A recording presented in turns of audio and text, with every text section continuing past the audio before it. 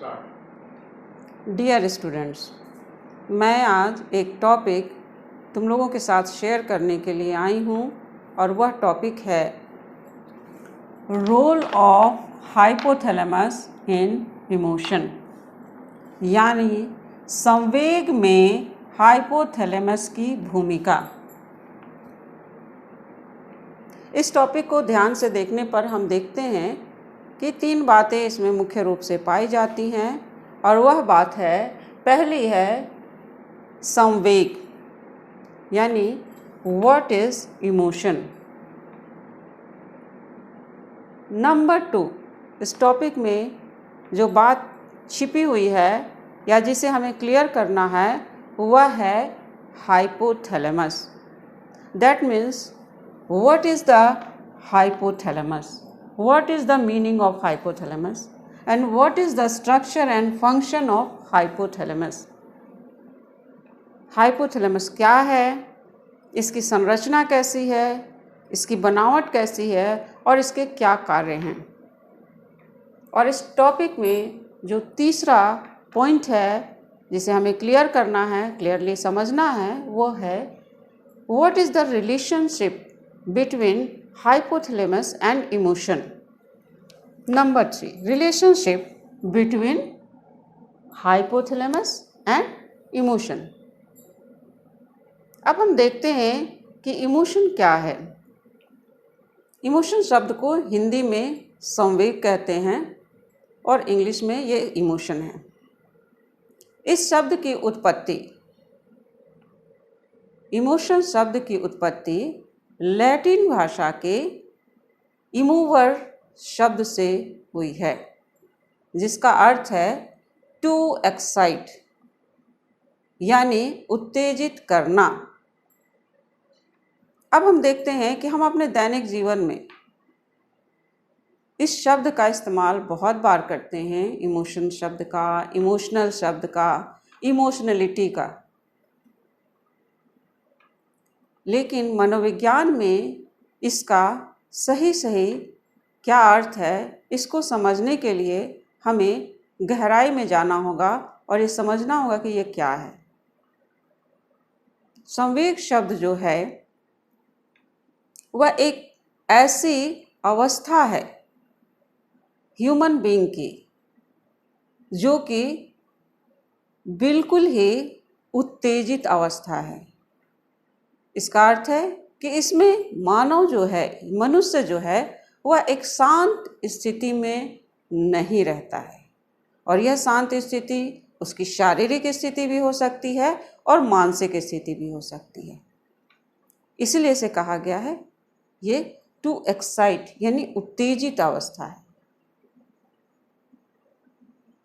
इसके बारे में बहुत सारे विद्वानों और मनोवैज्ञानिकों ने अपने अपने अनुसार इसकी परिभाषाएं दी है। बहुत सारी परिभाषाएं इसकी दी गई हैं, इसको समझाने के लिए उनके अपने विचारों को रखते हुए कुछ परिभाषाएं जो हैं वह इसकी बहुत ही इम्पॉर्टेंट हैं। जैसे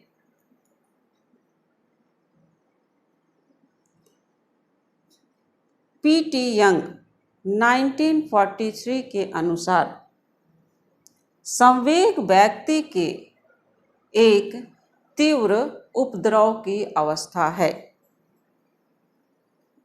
जिसका प्रभाव व्यक्ति पर संपूर्ण रूप से पड़ता है, जो मनोवैज्ञानिक ढंग से उत्पन्न होती है और जिसमें चेतन अनुभव, व्यवहार एवं अंतराव्य संबंधी कार्य सन्निहित होते हैं।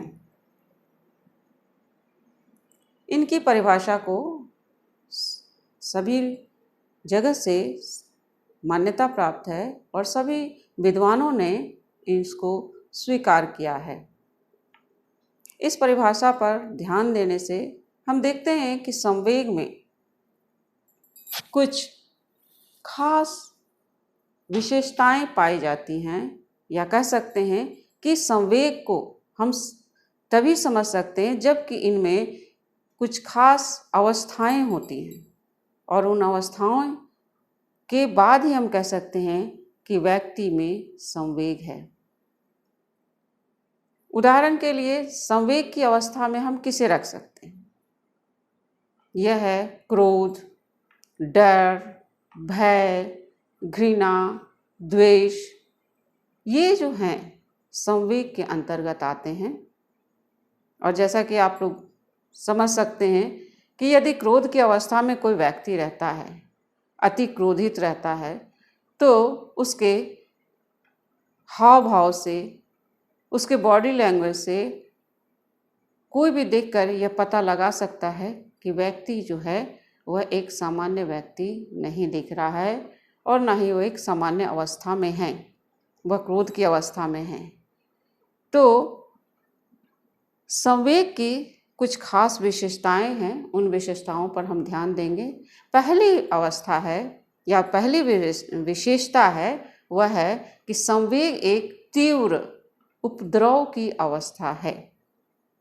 यानी कि यह जो अवस्था है वह एक ऐसी अवस्था है जिसमें व्यक्ति के मस्तिष्क में, शरीर में उथल पुथल चलता है और वह व्यक्ति जो है वह सामान्य नहीं रहता है और संवेग की अवस्था जो है वह एक सामान्य अवस्था नहीं है।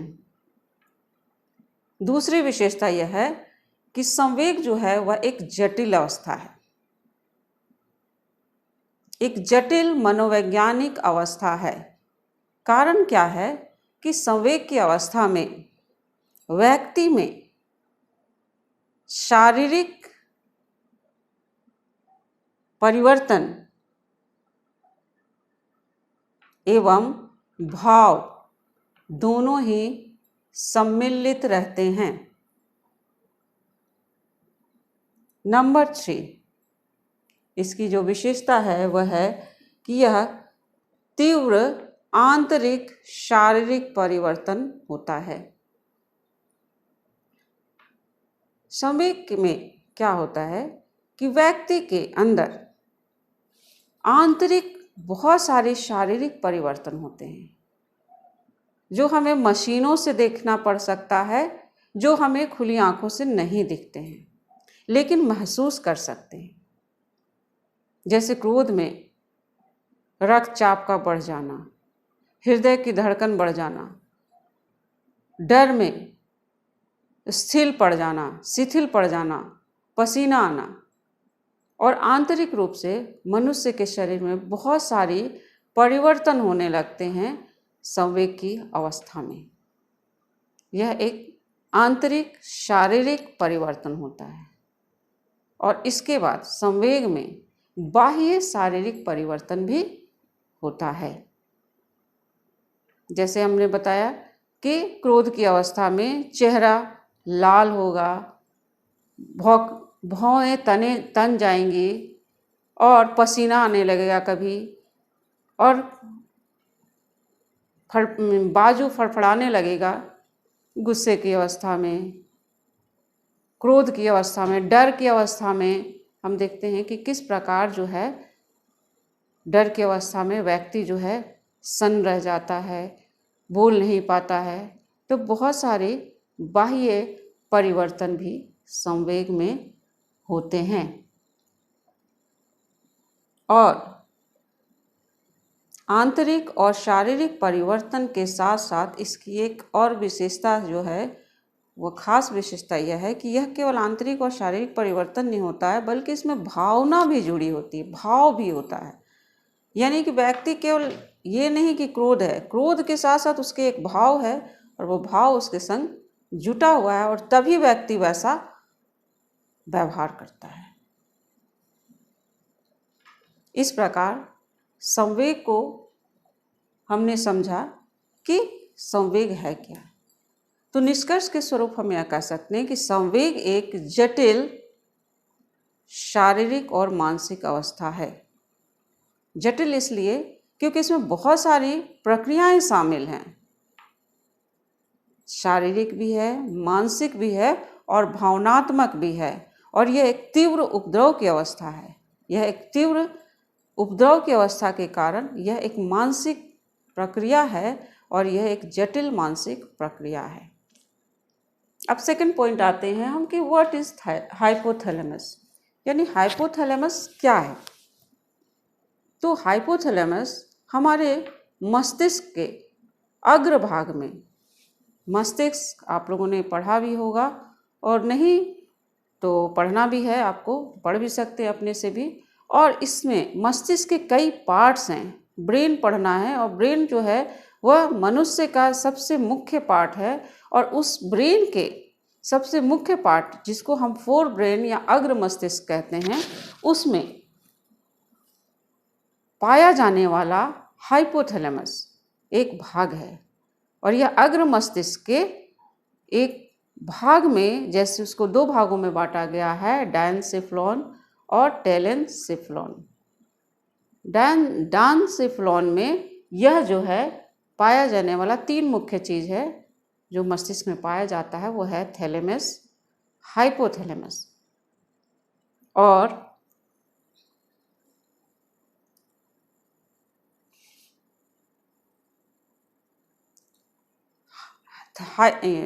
हाइपोथैलेमस जो है वह एक बहुत छोटी सी संरचना होती है जो कि थैलेमस के नीचे अवस्थित होती है,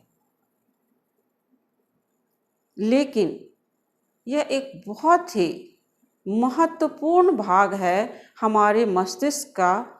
और ये जो है शंकु के आकार यानी कोन शेप का, इसका शेप जो होता है वो कोन शेप का होता है। और यह जो है बहुत छोटी संरचना होती है, लेकिन बहुत छोटी संरचना होने के बावजूद भी हमारे ये शरीर की, हमारे मस्तिष्क के और हमारी सबसे बड़ी बात है हमारे संवेग, हमारी भावनाओं को नियंत्रित करने वाली यह भाग है। हमारे मस्तिष्क का यह भाग जो है ये हमारी भावनाओं पर कंट्रोल करता है, हमारे इमोशंस को कंट्रोल करता है और कंट्रोल उसको नियंत्रित करता है और उसको सही ढंग से संचालित भी करता है। तो हाइपोथैलेमस जो है वह एक छोटी सी कोन के समान संरचना होती है, उसकी बनावट इस प्रकार है। और मनोवैज्ञानिकों ने हाइपोथैलेमस पर बहुत ही ज़्यादा ध्यान केंद्रित किया है और ये देखा गया है बहुत सारे अध्ययनों में कि हाइपोथैलेमस जो है वह संवेगों को नियंत्रित करने में, संवेगों को संचालित करने में बहुत ही महत्वपूर्ण भूमिका निभाता है। यह जो है कौन कौन सी महत्वपूर्ण भूमिका निभाता है, उनमें मुख्य जो कुछ कार्य हैं उसके, उनमें पहला है कि यह जैविक अभिप्रेरकों यानी बायोलॉजिकल मोटिव्स को नियंत्रित करता है, जैसे भूख, प्यास, नींद, इन सभी बातों को वो नियंत्रित करता है, संचालित करता है। और उसके बाद हाइपोथैलेमस हमारे बॉडी के टेम्परेचर को भी नियंत्रित करता है, यानी उसको एक सामान्य स्थिति में बनाए रखता है। जैसे अगर हम बहुत ज़्यादा डर गए हैं तो क्या होता है कि हमारा शरीर ठंडा पड़ने लगता है, तब उस समय हमारे शरीर में जो है कंपन शुरू हो जाती है और ये जो कंपन शुरू होती है इसके द्वारा हमारा बॉडी गर्म होने लगता है। और यदि हम बहुत क्रोधित हैं तो हमारा शरीर जो है उस समय ज़्यादा एनर्जी निकालता है और जिसके कारण क्या होता है कि बॉडी पूरा गर्म हो जाता है। तब क्या है कि पसीना आता है और पसीने के द्वारा वो बॉडी के टेम्परेचर को ठंडा कर देता है। इस प्रकार हम देखते हैं कि हाइपोथैलेमस जो है वो हम मनुष्य के शरीर के तापमान को भी हमेशा नियंत्रित करता है। मनोवैज्ञानिकों ने यह बताया है कि हाइपोथैलेमस जो है वह संवेगों में भी बहुत महत्वपूर्ण भूमिका निभाता है और इसके लिए बहुत सारे अध्ययन भी किए गए। उन्होंने कई बार यह भी देखा जानवरों पर यह अध्ययन किया गया कि यदि उनके हाइपोथैलेमस को उत्तेजित किया जाता है तो उनमें क्रोध, डर, भय इस प्रकार का संवेग देखने को मिलता है और पाया गया है। और कई बार ऐसा भी देखा गया कि यदि उनके हाइपोथैलेमस को निकाल दिया गया तब देखा गया कि उनमें इस प्रकार के संवेग नहीं पाए गए।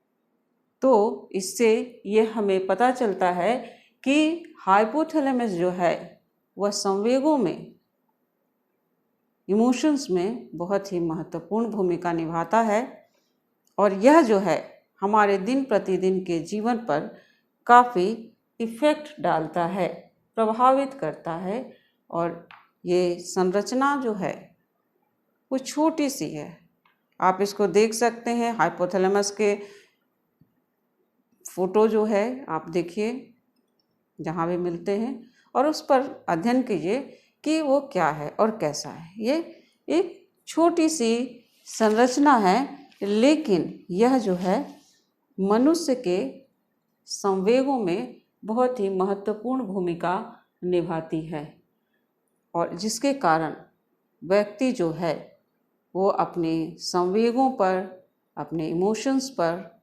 नियंत्रण भी रखता है और हाइपोथैलेमस के द्वारा नियंत्रित किया जाता है। आज के लिए बस इतना ही।